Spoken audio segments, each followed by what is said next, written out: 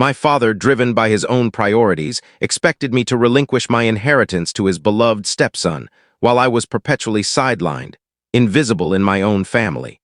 That is, until my grandmother's revelation shattered everything. I'm Ethan, 27, and I found myself entangled in a family conflict I never sought.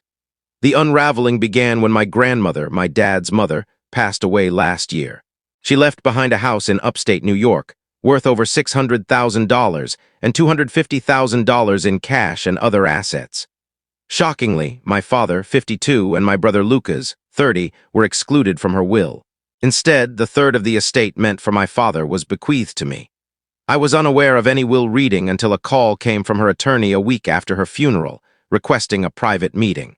I thought it was just standard estate business. But when I arrived at the lawyer's office and saw my two aunts, a sense of unease settled in.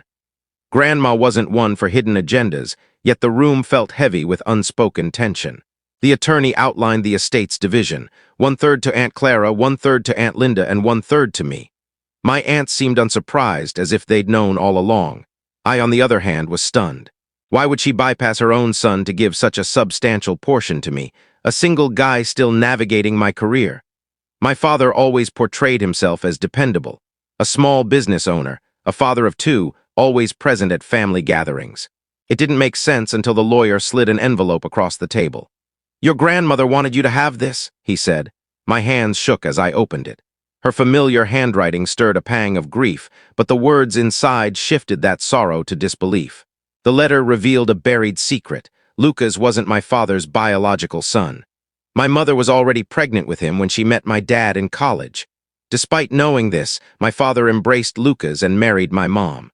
But my grandfather disapproved fiercely, severing contact with my dad for choosing to raise another man's child. My grandmother maintained minimal contact with us during my childhood, her visits brief and subdued.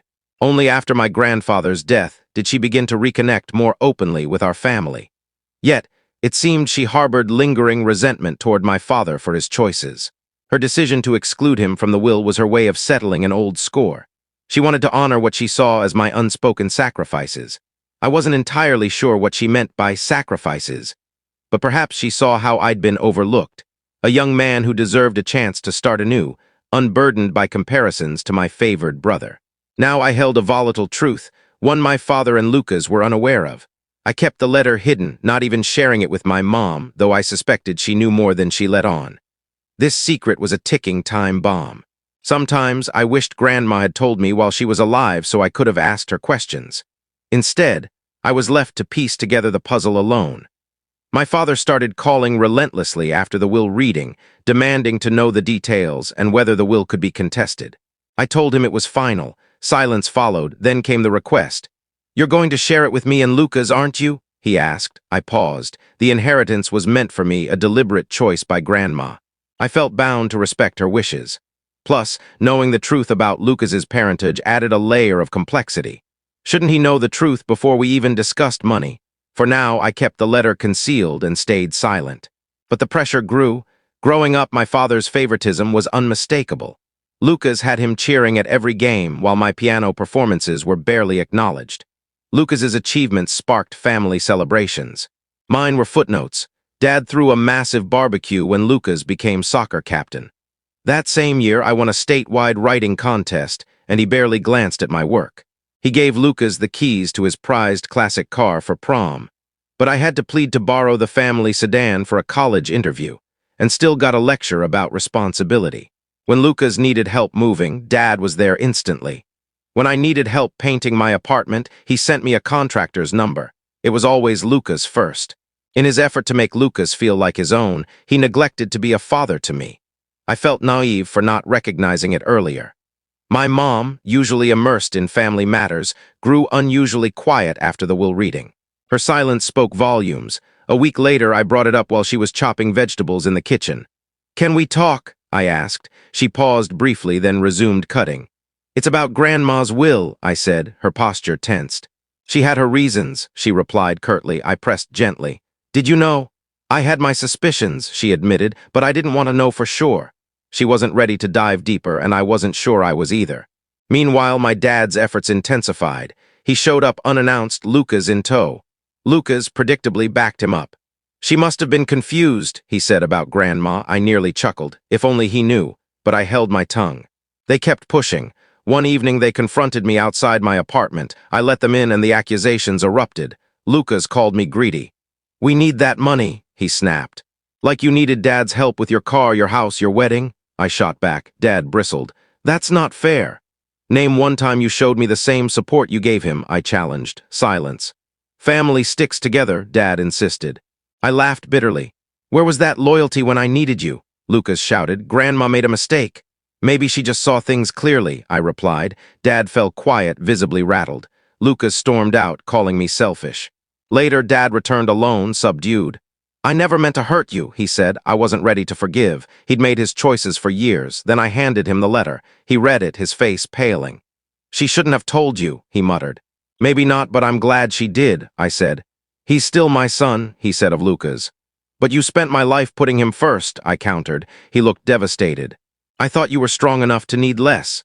"That's not how being a father works," I said. His apology came, but I didn't accept it. It was too late. A week later, an email arrived from a lawyer. They were challenging the will, claiming Grandma wasn't of sound mind. It was desperate. My aunts testified that she was sharp until the end. My lawyer presented the letter. The court upheld the will. I kept everything. But the drama didn't end. Lucas showed up furious. "This is wrong," he shouted. "The court says otherwise," I replied. "You don't deserve it," he spat. I laughed. "I've spent my life earning recognition. You were handed it." "You think you're better than me?" he demanded.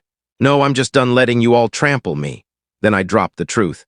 "Ask Dad who your real father is." He froze. I handed him the letter. "Read it, then tell me I don't deserve this." He stormed out. The fallout was swift. Mom called, sobbing.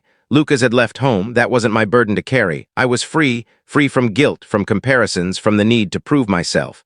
I sold the house, launched a business. Life isn't flawless, but I'm finally living for myself, and it feels liberating. Months passed, and the turmoil began to fade. The calls from Dad and Lucas stopped.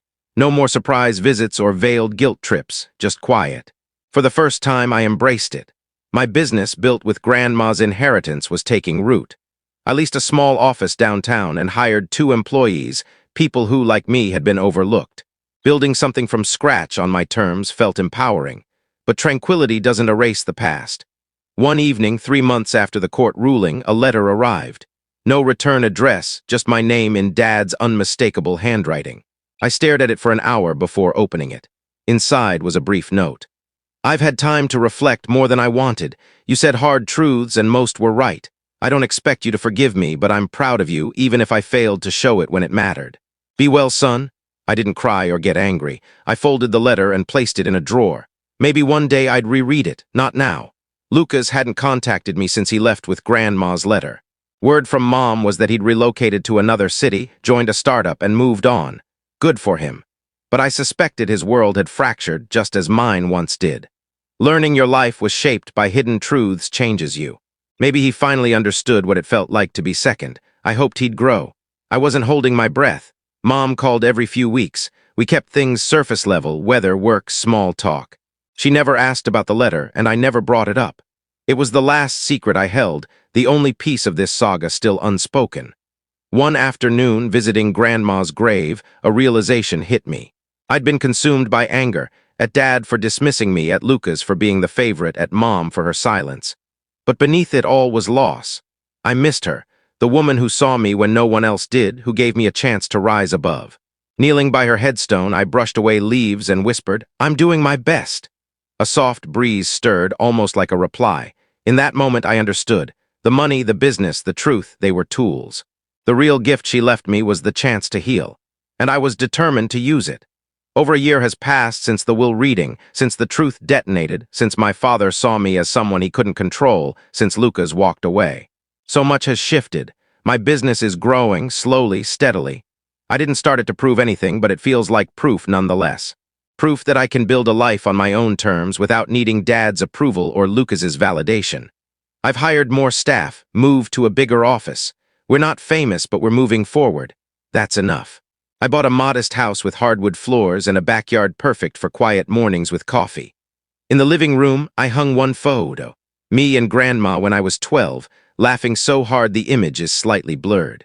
It's the only reminder I need of what I've lost and what I've gained. As for my family, I haven't spoken to Dad since his letter. I never replied. There was nothing left to say. His silence since feels like the closest he's ever come to respecting me. Lucas is still gone. I heard he's engaged, maybe expecting a child. I hope he becomes a father who breaks the pattern, but I'm not waiting to see. Mom calls occasionally. I answer when I feel like it. We don't pretend anymore, just polite exchanges like distant relatives who once shared a home but little else. And me? I still have Grandma's letter tucked in a lockbox. I haven't read it in months, but I know every word.